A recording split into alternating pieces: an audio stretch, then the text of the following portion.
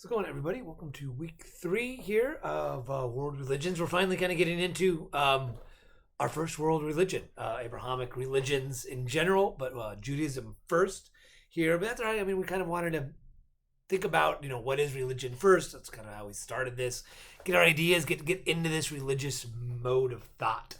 And then last week we sort of talked about polytheism, sort of some foundation of religions and different belief systems and gods and goddesses. I uploaded the deities onto the Padlet, onto student resources there. So take a look. There's a lot of cool ones. Hestia is great.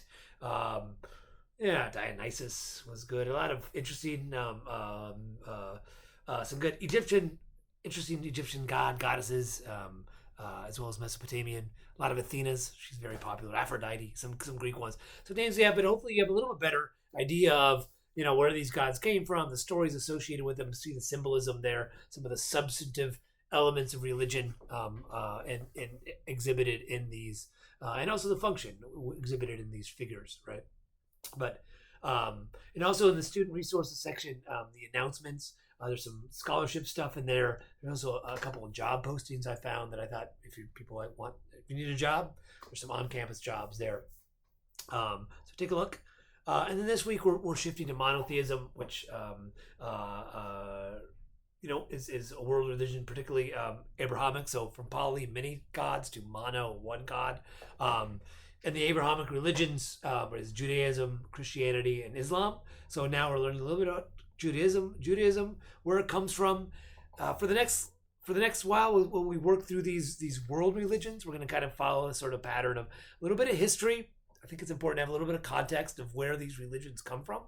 And then also sort of beliefs. What are some main texts, ideas, beliefs from associated with them? I think, Judaism, because the Tanakh, a lot of the text is what, if you're a Christian, you're familiar with the Old Testament. That's what we call it Christianity. But in Judaism, there's one text, the Tanakh, the Hebrew Bible there. It's a lot of stories. I mean, creation myths, people are probably familiar with the Genesis, book of Genesis, Moses and the Ten Commandments, Psalms, praises of God, so a little bit of history there. So, so it's a history section and a belief section. What are these beliefs? Where do they come from? And fortunately for the Judeo-Christian and Islam, there's each one has a nice set of texts that are very accessible. The Tanakh, and then the New Testament, and then the Quran there. And then the last little part, practices. So, we talked the practices. What are some of these practices that are important to Judaism? Synagogue, going to synagogue, observing the Shabbat, Shabbos, and then sort of some. I gave a little thing of what people wear, sort of the attire, if you will, customary attire, and then also festivals, right? There's some important Jewish festivals. So, just kind of familiarize yourself with Judaism a little bit. There's a reading in the textbook. We're back to the textbook. That kind of lays the groundwork there, some main points, and then I sort of supplemented that with some elements as well. Some of the some readings. I gave the book of Job, some Psalms, if you're interested. There was a Jewish library, I think, in the Judaism history. If there's certain elements of Judaism you want to look at, there's like an interactive library you can look at there in the interactives. And then in the practices one, I gave a video of like kind of what you do if you go into a synagogue, which I thought was very informative.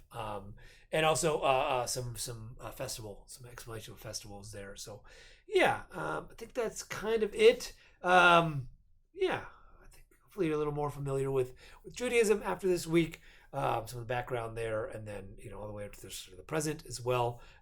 It is a world religion. It's part of this Abrahamic world. And then the discussion post for this week. Again, kind of you'll see there that if you use outside sources, I really want you to kind of like engage with the sources you are using.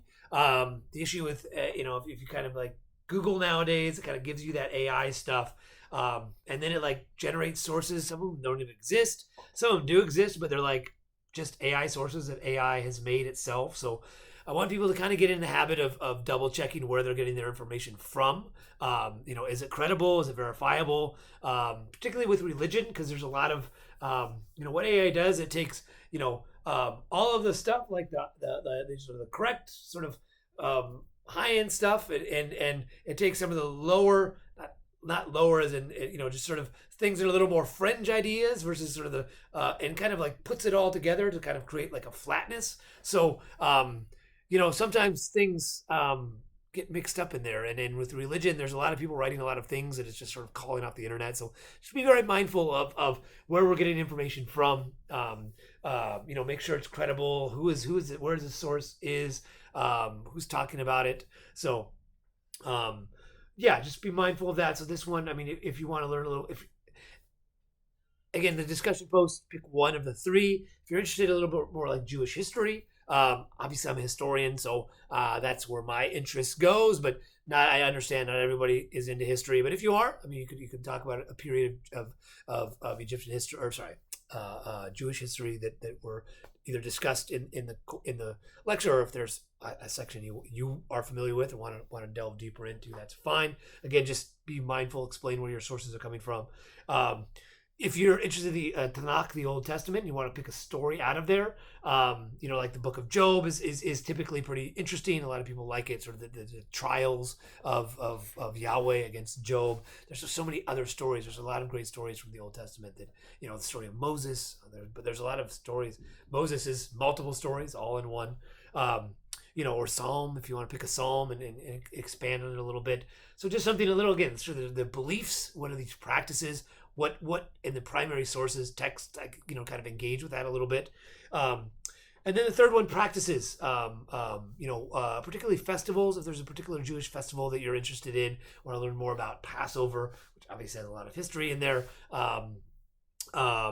The high holy days, right? Or just Christmas, Hanukkah, right? There's a lot. So if there's kind of pick what you're most interested in and write a discussion post about it. Again, those are due on Friday at 4, and then 2 responses by Monday at 4. And again, just if you try to include some citations to references to the course materials. But if you do something we didn't talk about in the course, that's fine. Just make sure you explain the sources you're using and where you're getting them from.